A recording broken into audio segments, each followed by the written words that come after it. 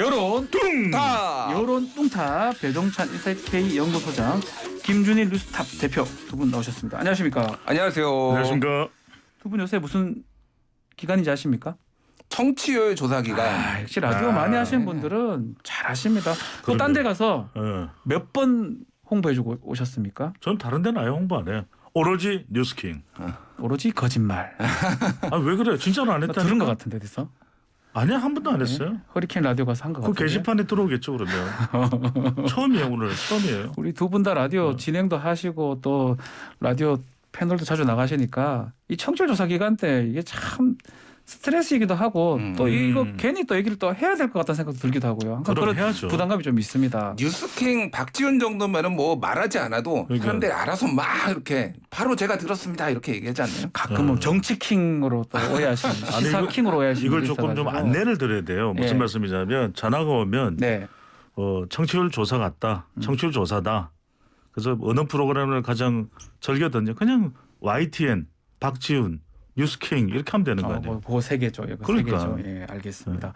02로 전화가 옵니다. 딴 분들 착각하시는 게 라디오 계속 듣고만 있으면 이게 체크가 되는 걸로 하는데 그런 기술은 우리나라에 없습니다. 없어요.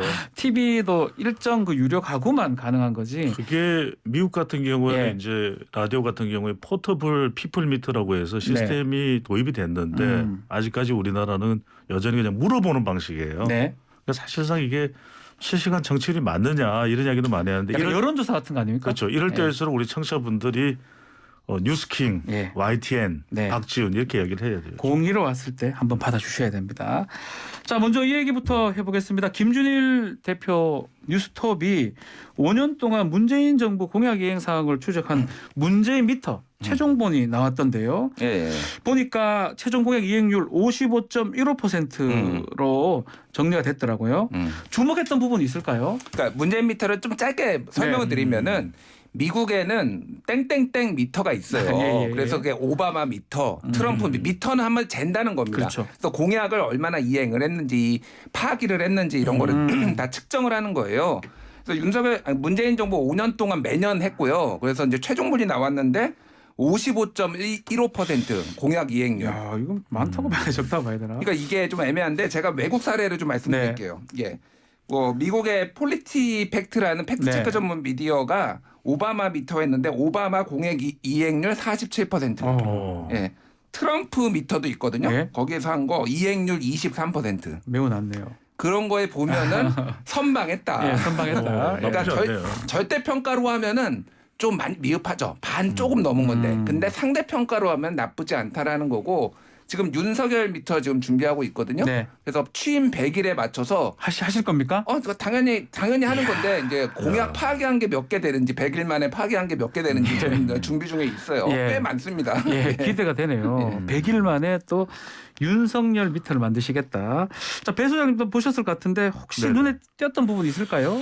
김준일 미터도 만들어야 되는 거 아닌가 싶은데 저는 이게 일종의 우리가 이전에 했던 뭐 매니페스토다 네. 이런 역할들도 있었습니다. 그런데 다양한 이런 모니터링이 필요하죠. 저는 두 가지에 초점을 좀 맞춰봤는데 하나는 뭐 그래 이거 이야기 안 할 수가 없겠지. 부동산입니다. 부동산이 네. 결국 모든 것을 삼켰다. 이런 이제 평가가 나오는 것은 그만큼 발표도 많았고 공약을 내건 것도 많은데 실질적으로 국민들이 평가하기에는 부동산 정책이 상당히 미흡했다 이렇게 평가할 수밖에 없잖아요. 그다음 또 하나는 뭐냐면 네. 외교 통일, 국방 특히 이제 남북 관계는 상당히 많이 강조를 했었거든요. 그런데 파기가 거의 60% 가까이 돼요. 너무 많네요. 58%. 많아요. 예. 그러니까 결과적으로는 간판으로 내걸었던 공약이 제대로 지켜지지 못했다. 부동산, 외교, 통일, 국방 여기에 주목을 해봤습니다. 네, 자 의미 있는 내용이고요. 뭐 진짜 윤석열 미터 나오면 다시 또 말씀도 한번 더 나눠보겠습니다. 자, 윤석열 대통령 지지율 얘기로 넘어가겠습니다. 자, 어제 나온 여론조사가 보니까 긍정이 42.6, 부정이 53%. 해외 순방 효과는 42.6 긍정이. 죄송합니다. 해외 순방 효과는 없었던 것 같아요. 소개 좀 해주십시오. 그러니까 해외 순방 효과가 비집고 들어갈 틈이 없죠. 이 조사 개요를 말씀드리는데 RNS 측은 뉴스핌의 의뢰를 받아서 지난 2일부터 4일까지 실시한 조사입니다. 네. 오늘 소개해드리는 모든 조사는 중앙선거여론조사 심의위원회 홈페이지에서 확인 가능한데요. 긍정이 42.6, 부정평가가 53. 세 가지 특징이 있어요. 지금 발표되는 대통령 지지율, 뭐 윤석열 밑은 아니지만 첫 번째로는 부정이 긍정보다 더 높습니다. 네. 두 번째로는 부정이 절반 이상이에요. 50% 이상입니다. 네. 그러니까 응답자의 절반, 이걸 국민으로 풀이한다면 국민 절반 이상이 잘 못하고 있다 이렇게 평가하고 있는 것이고 그렇죠. 마지막은 뭐냐면은 투표했던 윤석열 대통령에 투표했던 사람들까지 이탈한다는 거예요. 아. 그러니까 PK, TK 60대 70대 이상에서도 지지율이 내려왔고 지금 이준석 대표도 당연히 뭐 완전히 걷잡을 수 없는 내용을 오늘이 운명의 날이잖아요. 운명의 날이죠. 그러니까 국민의힘 지지율까지도 하락하고 있으면서 이 국민의힘 지지층들이 떨어져 나가니까 또 대통령 지지율까지 또 내려가는 그런 동반 하락 현상이 벌어지고 있습니다. 네. 자, 이 조사에서 좀 살펴볼 부분이 또 있는데 20대하고 40대 부정평가가 늘어났다라는 겁니다. 그렇죠. 예. 김유 대표님, 예. 이 40대 어떤 요인이 자극이 됐을까요? 사실 이게 주마다 조금 달라요. 네. 근데 원래 40대는 원래 조금 윤석열 정부의 부정적이고 민주당 지지자가 많잖아요. 네. 부정평가가 제일 높습니다. 세대별로. 그래서 사실 이게 하락폭이 적었어요. 상대적으로. 근데 여기에서 소위 말하는 40대에서 최근에 많이 떨어졌다라고 하는 거는 40대의 보수 진영도 등을 돌리기 시작했다라고 봐야 되는 거죠. 예. 그리고 사실 20대보다 그 전주와 전전주를 보면은 50대에서 엄청 빠졌어요. 50대가 예, 빠졌군요. 20대가 빠진 거는 쉽게 얘기를 하면은 네. 윤석열 정부가 공정 이런 거 내세웠는데 문재인 정부하고 별 차이 없더라. 그럼 문재인 정부 탓만 하더라. 이런 거에 대해서 실망한 거. 그리고 이준석 대표 징계 뭐 이런 것까지 같이 맞물렸겠죠. 50대가 빠진 거는 여기는 가장 다 치열하지만은 생활 전선에 있는 분이에요. 경제 이런 것들이 지금 상당히 영향을 미쳤다. 40대도 마찬가지고요. 전체적으로 보면은 이게 좀 지표가 많이 안 좋아요. 그리고 한국 갤럽이 조사한 게 있거든요. 네. 6월 8일부터 30일까지. 예, 26일부터 28일이네요. 26일부터 28일까지. 1000명을 대상으로 조사를 했는데 여기서 눈에 띄는 게 뭐냐면은 대구 경북에서 전주에 70일이었는데 51%로 20%포인트가 한 주 만에 빠졌어요. 대구가 빠졌다. 대구 경북에서. 예. 보수 진영이 지금 등을 돌리고 있다. 그러니까 발등에 불이 떨어졌어요. 윤석열 정부하고 국민의힘이. 그러니까 사실 이제 좀 뭐 길게 설명드릴 건 아니지만 어제 이제 국정원장 고발했잖아요. 네. 서훈, 박지원 이게 어떻게 보면은 국정원장. 안보 이슈로 좀 보수층을 결집하려는 거 아니냐 이렇게 좀 해석이 되는 부분들이 있는 거죠. 뭐 진위 여부는 좀 더 따져봐야 되겠지만 전직 국정원자 고발하는 건 매우 이례적이거든요. 거의 처음인 것 같은데요. 예, 그러니까 뭐 시민사회단체도 아니고 그러니까 이런 부분들이 상당히 이제 국정 운영에 좀 발등에 불이 떨어졌다 이렇게 이제 해석을 할 수가 있는 거죠. 지금 TK 얘기가 지금 좀 그러네요. 그렇습니다. 네. 예. 방금 전에 이제 김준일 대표도 소개를 해주셨지만은 결국 윤석열 대통령의 지지 기반은 어딜까? 우리가 뭐 주식 종목할 때 뭐 테마주 이런 이야기만 하는데 윤석열 대통령은 대륙주예요. 대륙주? 대륙주가 꼭 잡아야 되는 지지 기반이에요. 대구. 아, 깜짝이야. 예. 60대. 실망했어요? 아니요. 네. 6은 60대. 네. 주는 뭐겠어요? 주부죠. 주부. 그러니까 이거 안 잡으면 안 돼요. 근데 지금 리얼미터가 자체 조사로 지난 6월 27일부터 7월 1일까지 실시한 조사 결과를 보면 대구 경북에서 거의 한 9% 10% 가까이 9%네요. 네. 빠졌어요. 대구 경북에서. 맞았네요. 그러니까 대구 경북에서 빠진 게 경제적인 이유일까? 인사일까? 그리고 이것이 정치적인 양극화 때문일까? 그러니까 다들 그렇게 지금 분석하는데 그게 아니라 이건 어디까지나 스타일의 문제인 거죠. 스타일. 대통령의 태도예요. 네. 태도. 대통령의 태도를 어떻게 바꾸느냐. 그러니까 앞서 김 대표께서 굉장히 중요한 말씀해 주셨는데 서훈 전 국정원장 또 박지원 전 국정원장 고발해서 지지율이 올라가겠습니까? 그게 원인이 아닌데 그렇게 해서 보수층이 결집되냐고요. 그러니까 이제 유권자들의 수준이 굉장히 높아요. 그러니까 뭐 장관 차관이 수준이 높은 게 아니라 국민 유권자들의 전반적인 수준이 높기 때문에 그 고발한 거 가지고 사람들이 그래 고발했네 지지율 올라가야지 기다렸다가 그게 아닌 거죠. 자, 그러면 인사 이런 게 좀 문제가 된다고 봐야 됩니까? 인사를 완벽하게 할 수는 없죠. 예, 뭐 예, 못하는 것도 있고 잘하는 예. 것도 있는데 지금 국민들이 특히 이제 좀 실망을 많이 하는 거는 계속 이전 정부보다는 낫다. 뭐 실제 나은지도 모르겠어요. 네. 어차피 문재인 정부에서도 1기 내각은 3명 낙마했고 여기에서도 이제 윤석열 정부도 3명 낙마했는데 그 내용들을 들여다보면은 뭐 거기에서 거기에요. 근데 이제 계속 낫다. 뭐 이렇게 훌륭한 정권을 본 적이 있느냐 이런 말 자체가 그 태도예요. 그거 방금 말씀하셨듯이. 네. 그러니까 문재인 정부보다 나은 정부라고 해서 뽑아줬는데 계속 비교를 합니다. 그러니까 이런 겁니다. 아니 국민들은 절대 평가를 원해요. 한 네. 80점 정도는 넘어야 되지 않겠냐. 그러니까 수험생으로 치면 100점 예. 만점에. 예. 그런데 아니 제 전교 꼴찌했는데 제 40점 맞았고 난 45점이야. 내가 좀 낫지 않아? 딱 그렇게 이해가 되네요. 계속 이 예. 얘기를 하니까 필요한 거예요. 어저께 국민들이 딱 그렇게 느끼시겠네요. 지금 그러니까 한두 네. 번이죠. 그것도 한두 번인데 모든 거를 뭐 검찰 인사편중하니까 뭐 너 민변으로 도배를 했네 뭐 이런 기타 등등의 어제 국민의힘에 무슨 일이 있었냐면은 네. 갑자기 보도자료를 뿌렸습니다. 국민의힘이. 네. 제목이 뭐냐면은 문재인 정부 7대 인사기준 미달 사례. 이거를 국민의힘에서 뿌린 거예요. 그러니까 네. 문재인 정부 이렇게 못하고 7대 인사기준 못한 애들 이렇게 많어. 거기에 근데 코미디는 최재형 감사원장도 들어가 있더라고요. 아이고, 그 의원인데요. 예.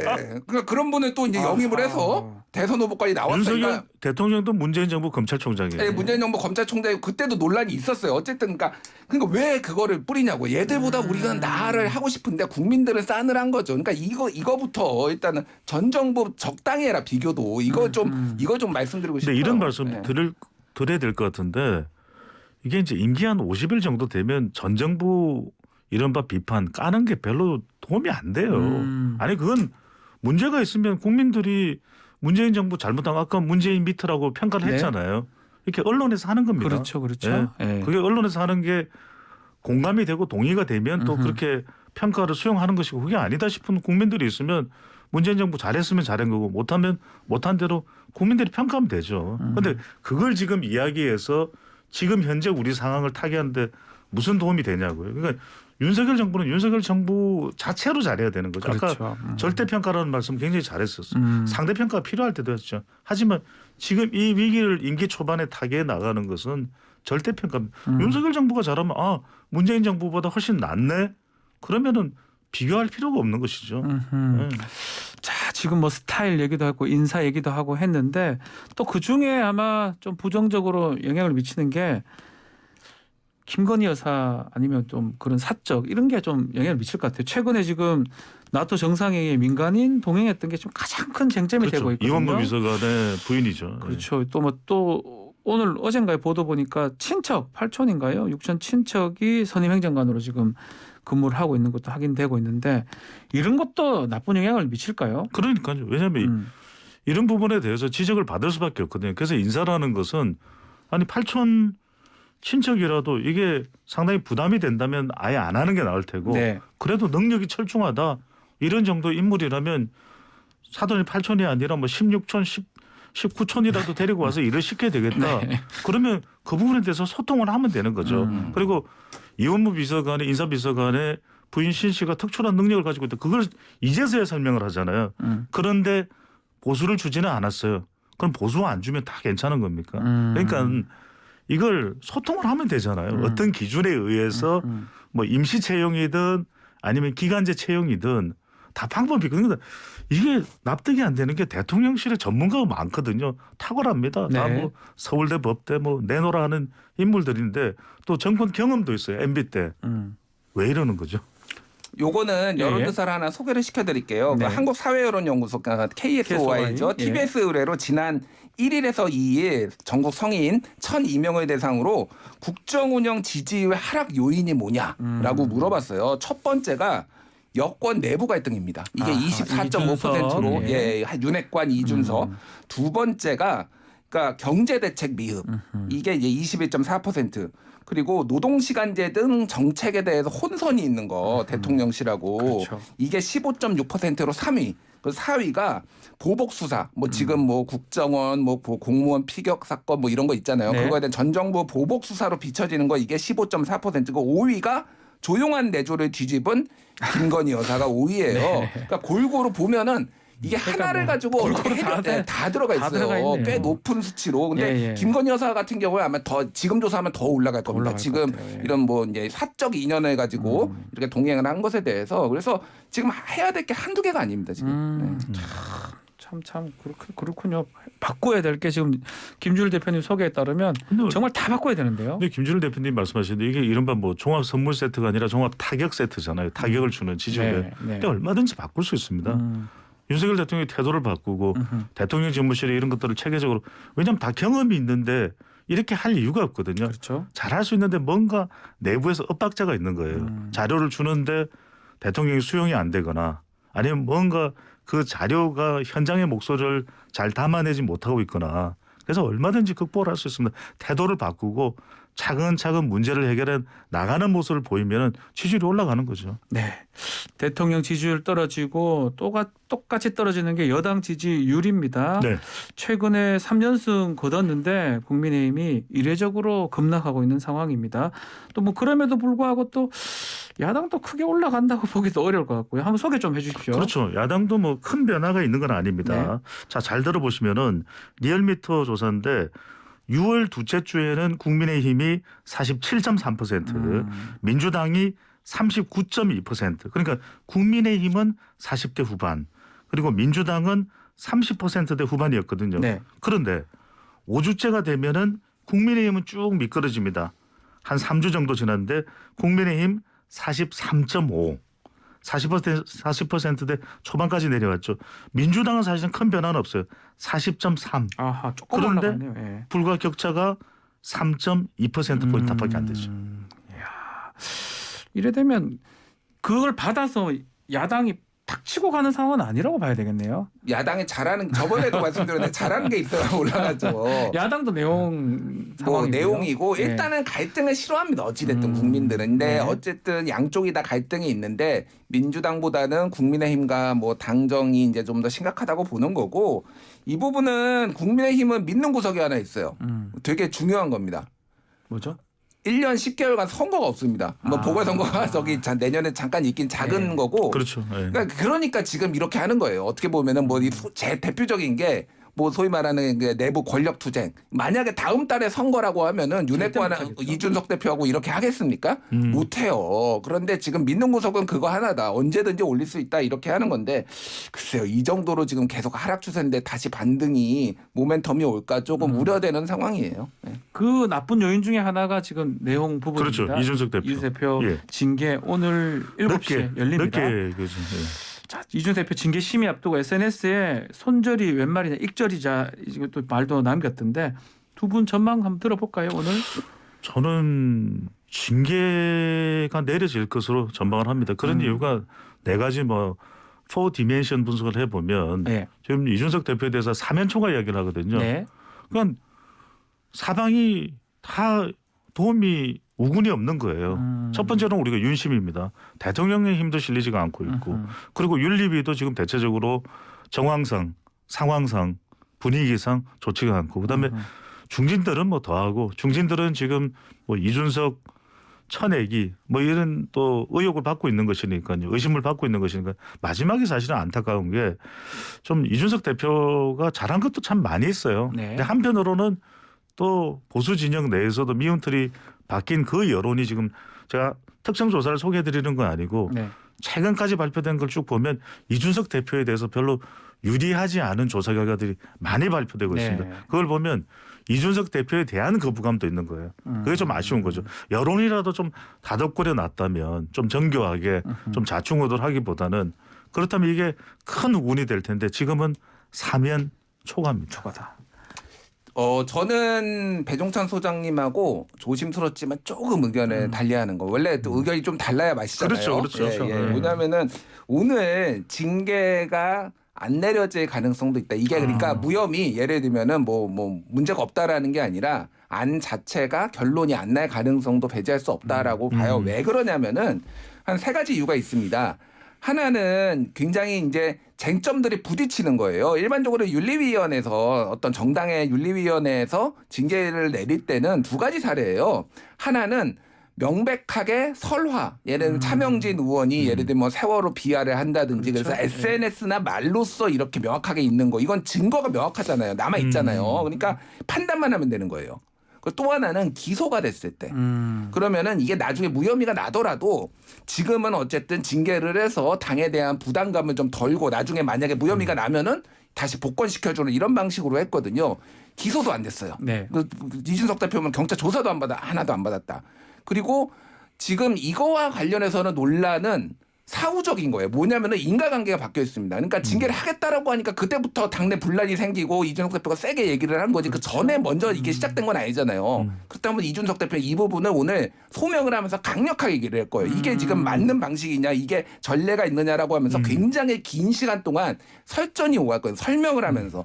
그래서 시간 타임라인상으로 먼저 김철근 정무실장에 대한 징계가 먼저 얘기가 될 거예요. 네. 그래서 먼저 증거인멸 교사가 됐는데 그것도 증거가 없다라고 하면은 오늘 타임라인상으로 안 나올 가능성도 있다. 이게 시간이 너무 늦어져서. 그리고 권성동 원내대표가 또 하나는 속도보다는 정확성이 중요하다 이런 얘기를 했거든요. 당내에서도 소위 말하는 윤핵관 내에서도 의견이 갈려요. 그러네요. 그러니까 그런 부분들을 감안을 했을 때 배제해서 오늘 안 나오고 더 미뤄질 가능성도 배제할 수 없다 이렇게 또 이제 말씀드렸습니다. 권성동 원내대표가 그런 네. 이야기를 했다는 건 또 부담을 이야기하는 것이거든요. 그렇죠. 네. 그러니까 이게 내려도 부담, 징계를 내려도 부담, 징계를 안 내리고 지연을 해도 부담. 그러면 8일로 미뤘다. 그럼 8월 8일 날은 뭐 뚜렷한 결과가 나올 수 있냐 이것도 아니거든요. 근데 마냥 미룰 수만도 없어서 저도 김준일 대표 말씀에 상당히 설득력이 있는데 또 미룰까? 또 그럼 파장이죠. 네.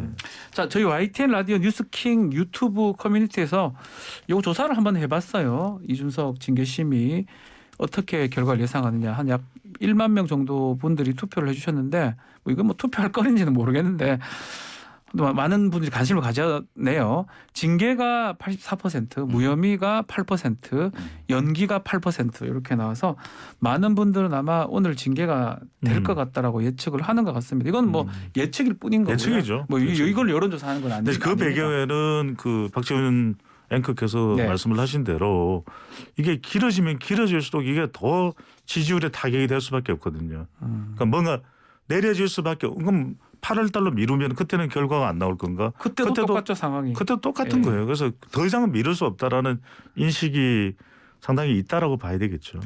자, 오늘 밤늦게 정도의 어떤 결정이 날 것 같은데 어쨌든 간에 이 결정 이후에 국민의힘 지지율 변화, 특히 20, 30대 남성 이탈 이 부분 어떻게 보십니까? 저는 있다고 봅니다. 있는데 뭐 와르르 그러면 20, 30대가 다 이탈하느냐? 일단은 일부가 이제 부동층으로 가 있을 가능성이 있겠죠. 이준석 대표를 지지하는 지지층들이 가 있을 수 있는데 또 시간이 지나면 어떻게든 판단을 하겠죠.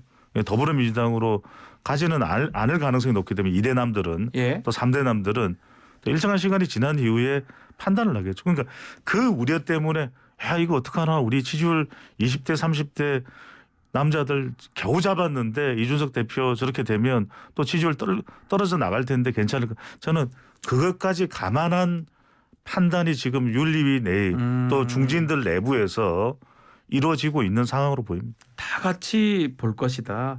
지지율이 출렁거릴 수도 있다라는 거네요. 조금씩은. 뭐 좋을 건 없죠. 그리고 이게 장기화되는 가능성이 오늘 만약에 결론이 내려진다고 하더라도 또 하나는 윤리 재심 신청, 또 하나는 이를테면 가처분 신청, 네, 뭐 이런 것들의 법적 구제 절차, 네, 구제 절차 뭐 이런 네. 것까지 하면은 이게 아마 올해 계속되지 않을까요? 아. 네. 그리고 저는 뭐 저 개인적으로 이준석 대표가 가만히 있을까요? 방송에도 가만히 안 있겠죠. 저희 방송에도 자꾸 나오려고 하시는데. 국민의힘 분들 얘기를 들어보는데 예. 최악이 그거랍니다. 당원권 정지를 했어요. 예. 그러면은 몇 개월이 될지 모르지만은 그동안은 그러면 당대표가 아니잖아요. 예. 그때부터 이제 주간 이준석 뭐 이런 게 돼서 모든 방송에 이제 한 20개 나오는 거예요. 저희는 고정을 해버리면 일간 이준석이겠죠. 오신다면 뭐 그러니까 예. 그 프로그램 입장에서는 주간이고 근데 사람들이 보기에는 매일 다른 프로그램 나오니까 이건 일간 이준석이에요. 그러면 이게 당에 도움이 될 것인가 이제 뭐 이런 부분들을 우려하는 분들도 있더라고요. 네. 그러니까 누구나 다 예상하시면 계속 시끄러울 거예요. 내려지든 안 내려지든 시끄러울 계속. 것이다. 예. 자, 더불어민주당도 지금 전당대 룰 때문에 폭풍이 한 차례 겪었는데 지금 뭐 결국은 지금 비대위 그 안을 당무에서 뒤집었습니다. 결국 처음에 있는 전준희가 정한 방안으로 지금 하는 걸로 됐는데 이렇게 전대 규칙 두고 갈등을 하는 건 어떤 의미로 우리가 봐야 됩니까? 요거는 조금 설명을 드리면 일단 그 중앙위원회에서 1차 컷오프를 100% 결정한다고 했을 때 친명계에서 뭐 네. 김남국 의원 등등에서 이거 이재명 컷오프 하려는 거 아니냐라고 하면서 네. 그거에 대해서 우상호 비대위원장이 되게 섭섭해했거든요. 어제 그래서 모두 발언도 안 했어요, 심지어. 그래서 왜 안 했냐고 물어보니까 예. 모두 발언을 안 한 이유를 제가 설명을 하면은 모두 발언을 안 한 의미가 퇴색된다 이러면서 의미가 예. 그러니까 되게 불만이 많아요 지금 그 비대위 내에서도. 근데 이게 중요한 게 뭐냐면은 그러면 정말로 이재명을 컷오프하기 위해서 이게 도입이 됐느냐? 이재명 의원 컷오프하면 어떻게 될까요? 거의 분당입니다. 지금 1차에 그것도 기회조차 안 준다라고 하면은 가장 유력한 대선 후보였고 당권 주자였는데 그게 아니라 사실은 비대위의 전체적인 기조는 뭐였냐면은 최고위원들이 문제였어요. 뭐냐면은 지금 전체적으로 보면은 이게 여론조사를 30% 1차에서 넣어버리면은요, 이거는 인지도 싸움이 됩니다. 인지도 싸움이 되는데 지금 초선 의원들, 특히 철험의 의원들 기타 등등에서 네. 이분들이 언론에 많이 노이즈가 됐든 좋은 게 됐든 많이 노출이 됐고 이분들이 그러면 다 올라가서 소위 말해서 초선들 판이 깔아진다. 그러니까 이게 밸런스가 깨질 우려가 있다라고 해서 그러면은 정무적으로 좀 판단을 해야 되겠다라는 거가 그게 비대위의 생각이었고 결과적으로 보면은 그 최고위원회에 있는 중앙위원회에서 100%가 됐거든요. 그래서 이게 친명계의 승리라고 분석을 하면 잘못된 겁니다. 사실은 그 소위 말하는 초선 의원들 친명계가 최고위원회에 생각보다 많이 못 올라갈 수도 있다. 예전에 이재정 의원이 1차에서 컷오프 됐거든요. 그렇죠. 지난번 그거에서. 네. 그거랑 비슷한 맥락이에요. 그러니까 이게 승리했다라고 보기는 힘들어요, 사실은. 친명계. 이전에 뭐 박범계 의원도 이제 컷오프 된 적도 있는데 이런 상황들을 보면은 이게 결과적으로는 당권 다툼이죠. 그러니까 어대명 어차피 대표는 이재명인데 네. 뭐 그런 인식 속에서 이런 논란과 갈등이 진행되는 것이거든요. 여기에 박지현 전 비대위원장까지 뛰어든 셈이 된 거고 그러면 중요한 것은 저는 분명히 해야 됩니다. 우상호 비대위원장이 정말 비대위원장직을 걸고 본인이 뭐 당권 도전하는 것도 아니잖아요. 네. 그걸 분명히 하고 이재명 의원도 빨리 발표를 하는 겁니다. 출마할 거면 발표하고 그리고 어떤 식으로 전당대회에 흥행을 만들어갈지 그런 부분들을 고민하는 거. 그래서 당원들이 평가를 받는 거죠. 또 일부는 이제 국민 여론조사를 실시하는. 그러니까 이게 자꾸 출마가 너무 기정사실화돼 있고 당연시 되는데 왜 빨리 발표를 안 할까? 본인 스스로가 네. 이재명 의원이 108번내 이야기할 것 없이 빨리 발표하고 그리고 뭐 강병원 의원 또 박용진 의원 강훈식 또 강훈식 의원. 네. 심지어는 지금 김민석 의원까지도 뛰어들었기 때문에 뭐 이 부분은 어떤 식으로 이제 전당대회의 운동을 전개해 나갈지 이런 부분들을 논의하고 우상호 비대위원장한테 맡겼으면 그런 전당대회 룰도 이런 갈등을 빚을 이유가 없는 것이거든요. 그러니까 이걸 계속 빚으면 지금 얻고 있는 지지율은 반사이익 성격이 다분하다. 그래서 제대로 빨리 좀 다수당의 면모를 보일 수 있는 그런 운영이 돼야 되는 거죠. 네. 자 마지막으로 지금 범보수 차기 정치 지도자 적합조사를 했던 것 네네. 같아요.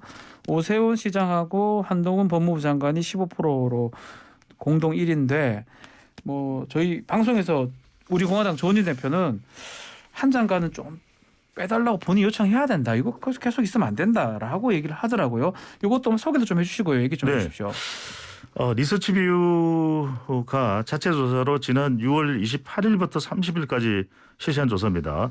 범보수 보수 진영의 차기 정치 지도자 적합도를 물어봤는데 한동훈 장관이 15%, 오세훈 서울시장이 15%로 공동 선두입니다. 네. 그다음에 이제 홍준표 대구시장이 12%, 유승민 전 의원이 9%인데 근데 그만큼 이게 지금 한동훈 장관의 존재감이 엄청나죠. 그러니까 엄청납니다. 처음에 한동훈 장관이 법무부 장관으로 지명됐을 때는 한동훈 그랬어요. 한동훈. 예, 네. 이제는 오랫동안 한동훈입니다. 아. 그 이야기는 뭐냐면 팬덤도 생겼고 게다가 윤석열 대통령과의 관계가 중요한 거죠. 태양 가까이 있으면 태양처럼 빛을 발하는 거예요. 그러니까 윤석열 대통령 최측은 누구야?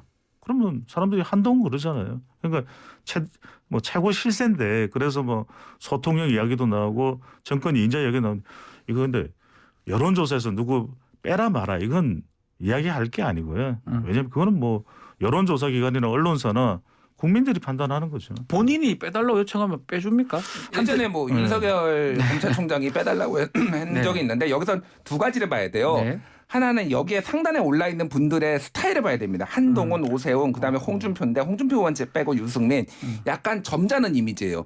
사실은 지금 정권 출범한 지 2달밖에 안 됐는데 이런 게 나오는 것도 의아한데 그렇죠. 스타일이 윤석열 대통령이랑 달라요. 반대네요. 반대 스타일의 약간 진중한 스타일이에요. 벌써 이런 약간 윤석열 대통령한테 스타일에 질렸다라는 걸로 해석이 될 수가 있어요. 또 하나는 한동훈 장관이 그러면 얼마나 갈 것이냐. 네. 옛날에 이낙연 총리를 생각하면 됩니다. 옛날 이낙연 총리가 이를테면 야권의 공격에 따박따박 점잖게 반박을 아하, 하면서 굉장히 네. 인기가 올라가서 한때 맞습니다. 45%까지 올랐거든요. 맞습니다. 예. 예. 그거가 이제 한동훈 장관도 어떻게 정권이 어떻게 되는지를 봐야 된다라는 거죠. 예. 근데 빨리 이렇게 조사를 한다는 거는 진짜 2달 됐거든요. 아니 뭐 누가 의뢰하니까 조사해주 뭐 우리 배종찬 소장님 네. 하니까 그래도 이건 뭐 굳이 이걸 할 필요가 있나 지금 이거를. 말하자면 이런 거예요. 한동훈 장관을 넣었는데 네. 1% 이렇게 하면 안 넣겠죠. 별로 의미가 없다. 무의미하다. 근데 15% 뉴스가 되겠습니까? 안 되겠습니까? 되지요. 넣죠. 넣게 되죠. 넣을 수밖에 없는 것이다. 그러니까요. 네. 그 의뢰할 때 이런 어떤 것까지 고려해서 좀 의뢰를 많이 하는 겁니까? 그럼 언론사에서 의뢰할 때는 이거 분명히 넣어서 해라. 그래야 유의미한 재미있는 결과가 나오지 않겠냐. 네. 또 여론조사 기관이 자체적으로 할 때는 그러니까 이 응답이 나올 수 있는 후보자 이름은 다 넣는 것이니까요. 이걸 그래서 조은희 대표는 이럴 거예요. 현역 법무부 장관이 자꾸 대선 후보로 거론되는 것 자체가 윤석열 대통령, 윤석열 정부나 본인에게도 별 좋을 것이 없다. 그렇죠. 그런 하지만 의미에서 말씀하신 거예요. 하지만 여론조사는 이렇게 돌아가는 거죠. 할 수밖에 없을 네. 것이다. 자 마지막으로 검찰총장이 좀 빠져 있는 상황이거든요. 한동훈 장관 지금 귀국을 했고요. 언제쯤 임명이 될까요? 9월 10일 이후요. 검경 수사권 조정 이거 뭐 마무리되는 그 이후에 될 겁니다. 예. 그 이전에 안 된다는 거예요? 그 이전에 뭐 추천위원회를 꾸릴 수는 있겠죠. 근데 네. 임명 자체는 아마 그게 그러니까 뭐 비판을 받는 부분이 그건 거죠. 그래서 장관이 검찰총장까지 하는 거 아니냐. 근데 빨리 해야 돼요. 상식적으로 본다면. 그걸 아직 취하면 되나요? 아직 추천위원회도 안 꾸려졌죠. 예. 안 꾸려져 있으니까요. 알겠습니다. 자 오늘 여론 뚱탑 여기서 마무리를 하겠습니다. 자 김준일 수석 대표, 배종찬 인사이트 소장님 두 분 감사합니다. 감사합니다. 고맙습니다. 고맙습니다.